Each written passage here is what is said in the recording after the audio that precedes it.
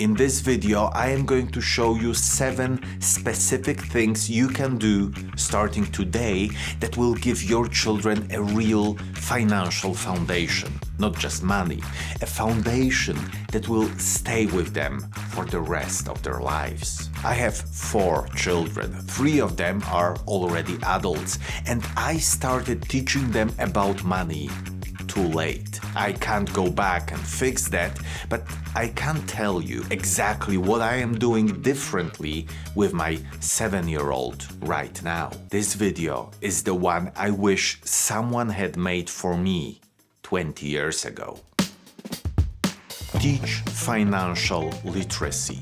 Schools don't teach this, and most parents don't either, not because they don't care, but because nobody taught them. But here's the thing, financial literacy is the single most valuable skill concerning money your child will ever have. Much more valuable than a trust fund. So how do you actually teach it?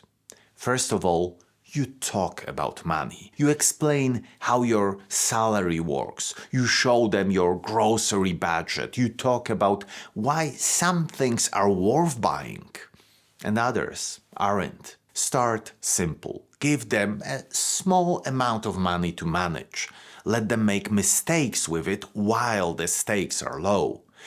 A child who loses $10 at age 8 learns a lesson worth $10,000 later. That's the first step, and it costs nothing.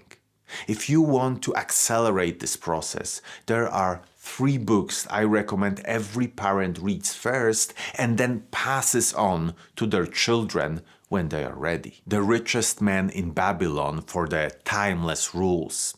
Rich Dad, Poor Dad for a different way of thinking about assets and income.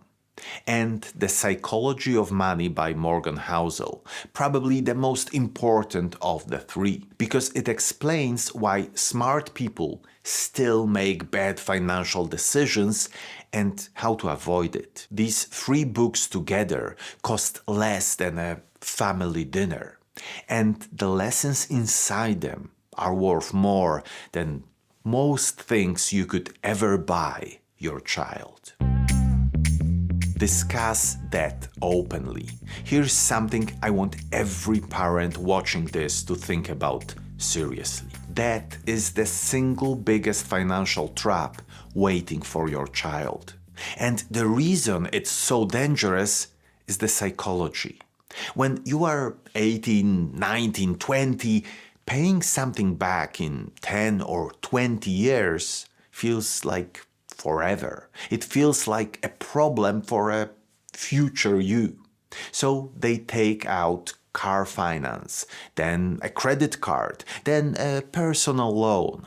And suddenly they are 30 years old, earning a decent salary and wondering why they still feel broke. Show your child this. Take $5,000 of credit card debt at 20% interest.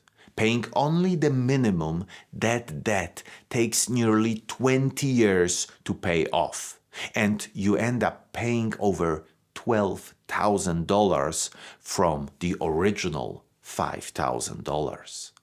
Don't scare them, educate them. Debt isn't evil. Mortgage debt to buy an asset, fine. Credit card debt to buy things you can't afford, that's the trap. And they need to know the difference before they walk into it. Play financial games. One of the best financial education tools available is already sitting on a shelf in most homes. Monopoly. Yes, really. Monopoly teaches rent, property ownership, cash flow, and most importantly, the feeling of going broke because you mismanaged your money. That last part is worth more than any textbook. And once they've mastered Monopoly, introduce them to Cash Flow, Robert Kiyosaki's board game, designed specifically to teach financial concepts. It explains the difference between assets and liabilities, what the rat race looks like, and how passive income can set you free.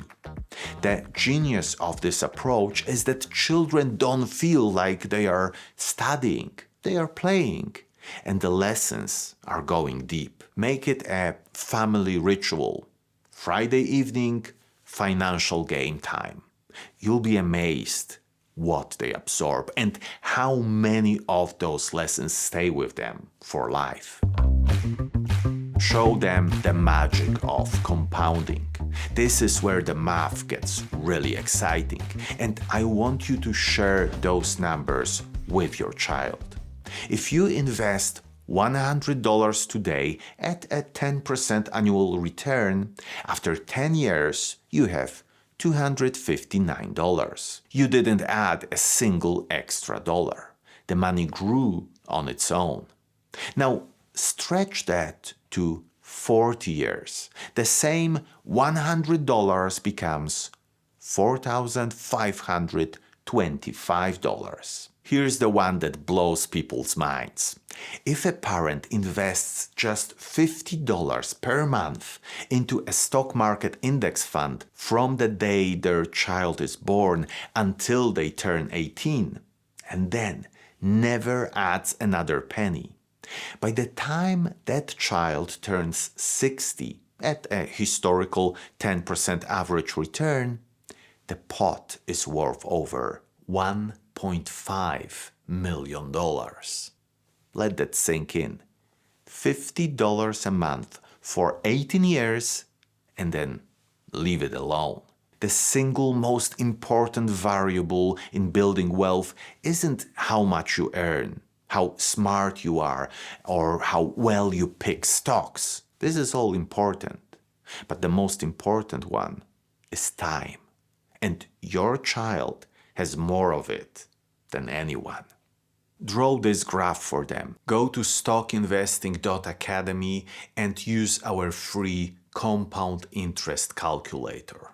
Play around and show them the power of compounding. Show them what happens when you start at birth versus starting at 30. The visual alone will change how they think about money forever. Reward their saving. Here's a simple parenting tool that works brilliantly. Match what your child saves. If they save $10, you add $10. If they save $50, you add $50. You've just doubled their return on savings. And more importantly, you've made saving feel rewarding rather than restrictive. This works because it mirrors exactly what happens in the adult financial world. Pension matching, investment bonuses, interest. The financial system rewards people who save. You are teaching that lesson early. And link the matching to something visual. Use a clear jar so they can see their savings grow. Label it with special goal, a new game, a trip, their investment account. When kids can see progress towards something they care about, they stay motivated. The goal isn't just to help them save money right now. It's to build the identity. I am someone who saves. That identity will follow them for the rest of their life. Open a custodial account. This is where it gets real, and it's easier than most parents think. A custodial account is an investment account you open in your child's name, manage on their behalf, and transfer to them fully when they turn 18. But here's the key. Don't just open it and forget about it. Make your child part of it. Sit down with them and say, this is your investment account. This is where your money grows. Explain that the money is in the stock market, in companies they already know. Apple, Nike, Disney. Let them feel the ownership. Some parents even let their children pick one or two stocks, not to outperform the market, but to create engagement. If a child owns shares in Apple, they will read every Apple headline completely differently. That's the beginning of an investor's mindset. Give your child that experience while the stakes are low and you are still there to guide them. Set up automatic investments. The final piece is the most practical, and it's the one that separates families who actually build wealth from those who always meant to but never quite got around to it. Automate it. Set up a standing order. Every month, on payday, a fixed amount moves automatically into your child's investment account. You don't think about it. You don't decide whether this month is a good time to invest. It just happens. This is called dollar cost averaging, and research consistently shows it outperforms trying to time the market. Because trying to time the market is something even professional fund managers consistently fail at. And here's the lesson for your child. Explain what you've done. Tell them every month automatically money goes in. Show them the pattern. Help them understand that consistency beats brilliance in investing.